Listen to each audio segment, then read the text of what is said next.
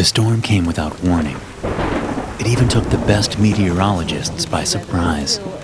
Many different news outlets reported confusion as that summer night was meant to be clear. But dark clouds formed rapidly in the Washington mountains and then descended into the suburbs. While this may have ruined some people's plans that day, my little brother and I were ecstatic. We loved to climb up on our roof and watch the distant dance of lightning, and so did my two best friends, Amber and Alan. Amber, Alan, and I had been best friends since elementary school. We all graduated the year before and were now home for our first college summer. We had planned to see each other the following weekend, but with the sudden storm, I called them that day and they both agreed to come over to watch the sky. We greeted each other excitedly, then pulled out my dad's ladder from the garage and scrambled up to the roof. I placed towels down on the shingles, which would keep us from sliding down as we lay there. The sky was covered in gray fluff now. No sign of blue peeked through. We turned our gaze to a distant darkness where the storm was more intense. From that distance, we didn't see any solid branches of lightning. Instead, there were flashes of light throbbing behind the hills of clouds. My little brother, Henry, sat with his knees pulled up to his face, his eyes fixed on the blooming light in the distance. Amber patted his back. "Are you excited for next year, buddy? You're going to be in middle school for the first time. That's a big change." Henry lifted his head. "Yeah, I guess so. I'm kind of scared." "What are you scared of?" Amber asked. "I don't know. It'll just be different. I don't like when things are different." "Yeah, I get that. But different can be good too. And you still have your friends, right?" Henry nodded. "Some of them. But Mark is going to a different school next year." Alan sat up and looked at Henry. "The Jacobsons are moving?" Henry shook his head. "No, they're staying here. Mark is just going to a different school. They think there are better classes there or something." He put his face back into his knees. I rested my hand on his shoulder and gave him a friendly squeeze. "Well," Alan began, "there are better classes pretty much everywhere." "Oh yeah, smart guy?" I said. "How is MIT anyway?" "Yeah," Amber joined in. "Tell us about your fancy school, nerd." Alan comically pushed his glasses up the bridge of his nose and spoke in an over-the-top nasally voice. "It's an adequate school with adequate teachers. My best friend is a computer, and my girlfriend is a calculator." Then he began moving his arms rigidly and made robot sounds. We all stared at him for a moment, then burst out laughing. "What was that?" I asked. Alan laughed and returned to normal. "I don't know, just felt right. But anyway, MIT is great. I feel like I can actually challenge myself.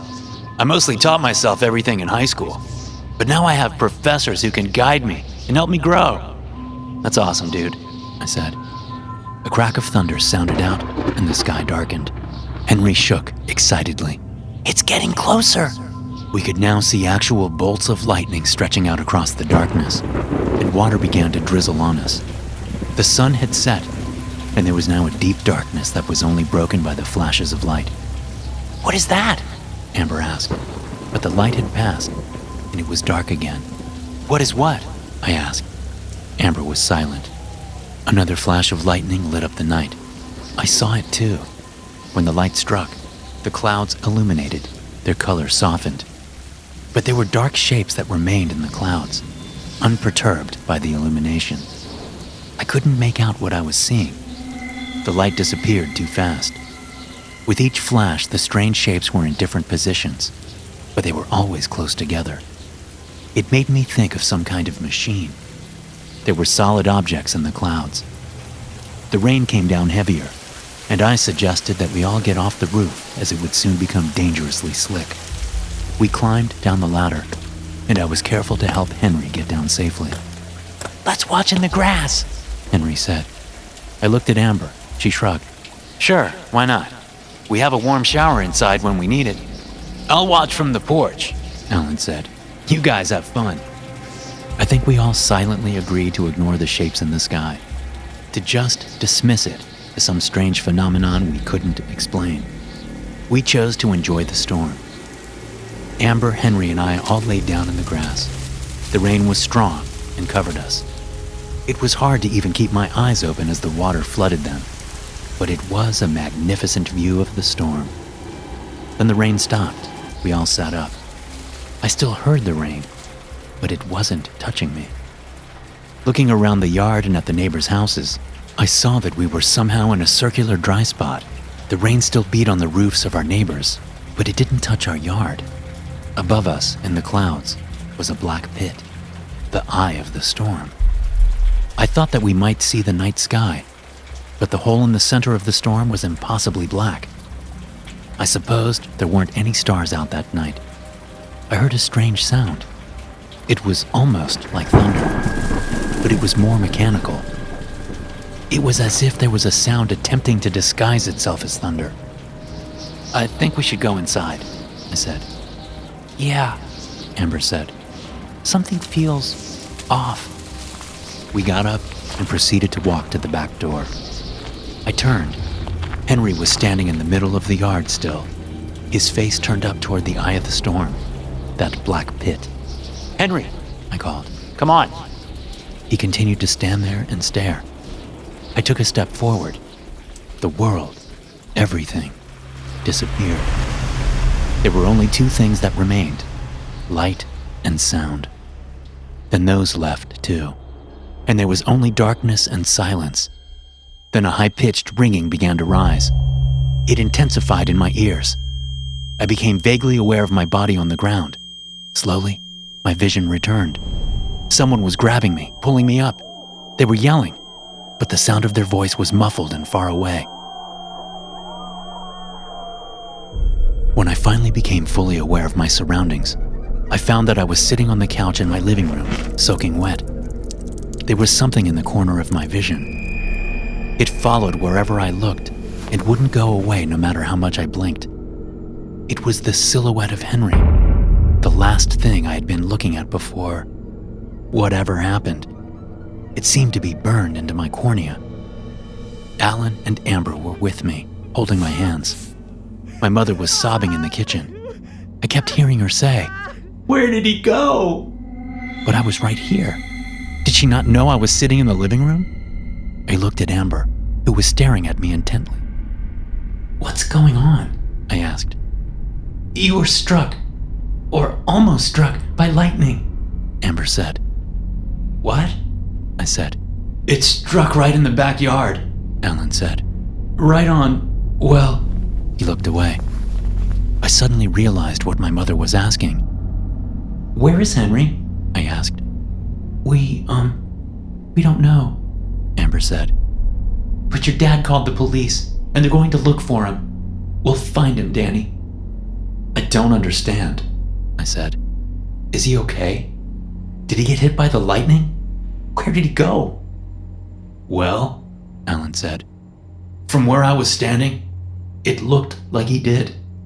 But then he was just gone, and there wasn't even a burn mark anywhere. Your dad thinks Henry was just scared and confused and ran in the wrong direction. He is probably in the neighborhood somewhere." The police came and surveyed our backyard. They asked us some questions, and then they said they would do everything they could, and they left. That day stretched into a week, and there was no sign of Henry. Amber and Alan became distant. Alan only called me once at the end of the week to ask what I saw that night. He was asking about the shapes in the clouds, the dark patches. I told him what I could, but I could barely describe them. He thanked me and then hung up. That infuriated me. I needed my friends, and they were gone. But he had the nerve to call me out of nowhere to ask some ridiculous question with no explanation. I called Amber a few times after what happened. She seemed to be ignoring me at first. Finally, she answered and quickly said that she just needed to be alone and couldn't talk to me. Then I didn't hear from her anymore. I hated being at my house. My mother had withdrawn into herself. The only emotion she showed was when she occasionally broke down and sobbed. My father was trying, I could see that, but there was just a lot on his plate. He would try to awkwardly ask me how I was doing, and then not have much to say after that. I should have been out exploring the beautiful Washington wilderness that summer. but I became deeply depressed and mostly stayed in my room. And as the time since Henry vanished became 2 months, I felt like I was going crazy. I just didn't understand it. Where did he go? There was a flash and he was gone. I guess it was lightning, but it didn't seem like lightning. I couldn't talk to anyone else about this, but something felt off about that night. That strange sound I heard, the crushing blackness in the eye of the storm, and the way the lightning struck. And why was there no scorch mark? And how could Henry just disappear? These questions buzzed around my head like flies on a decaying corpse. And to add to my frustration, I still had the imprint of Henry on my eyes.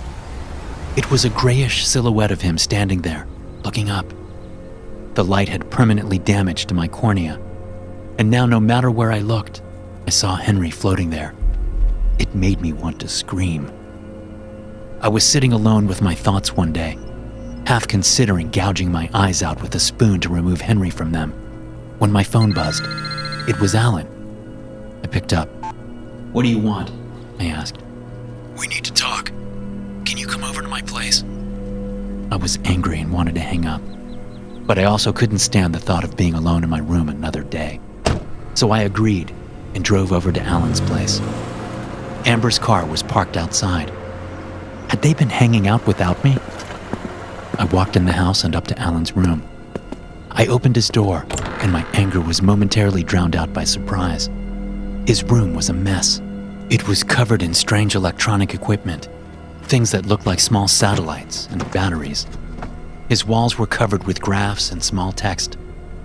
Alan was sitting at his computer, looking at a complicated program with lines and numbers I didn't understand. Amber was on his bed. They both turned and ran up to me and hugged me. "What's going on?" I asked, not hugging them back. "We have a lot to cover," Alan said. "You might want to sit down." Seeing my friends for the first time since Henry disappeared made my eyes water. "Where have you guys been? I needed you." Amber hugged me again. "I'm so sorry, Danny. But listen to Alan. He'll explain."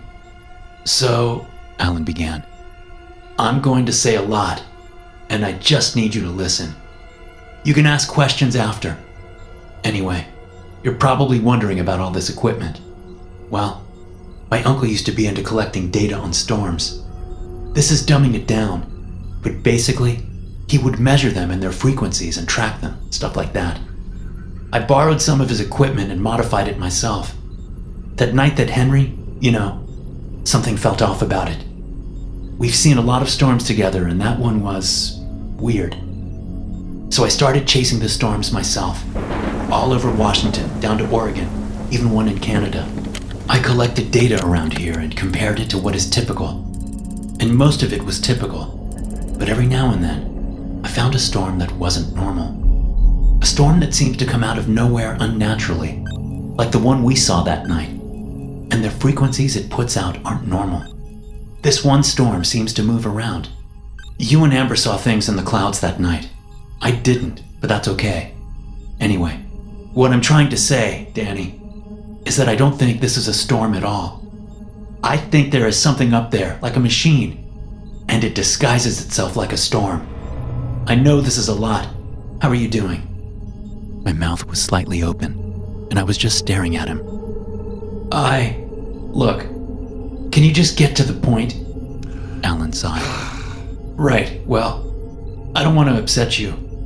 That's why I waited so long before mentioning any of this. I wanted to gather evidence first. But it seems like whatever this thing is, it collects people. And I think that's what happened to Henry." I stood up, and my anger stood up with me. "You're trying to tell me that Henry was abducted? Are you saying there are aliens hanging around Washington? I mean, seriously, Alan, what are you talking about?" Alan motioned me to his computer and pulled up a video. "Amber and I recorded this the other night when we tracked down the storm. Just watch." I watched the video play on high speed. The storm rolled through the sky, and there were flashes of lightning like normal. Then I started to make out the strange dark shapes, and they gathered together in one spot. Then I saw it, a specific flash of lightning. It was thicker than the rest, and it didn't curve or branch. It was a perfectly straight line coming down from the eye of the storm to somewhere behind the tree line. "That doesn't look right," I said. "It's not right," Amber said. "Lightning doesn't do that." Alan looked at me. "And the next morning, police reported a missing person from that area. I know this is a lot, Danny, but there's one more thing." I felt a little detached, not quite sure what to make of all this. "What is it?" "We ran out to where we saw that straight beam of light in the forest. There was no sign of anyone. But while searching around, Amber saw something fall from the sky and land in the tree branches. It was a camera, and it was still recording when we found it." "So what?" I said. "It fell from the sky, Danny," Amber said. "We think it belonged to the person who was taken.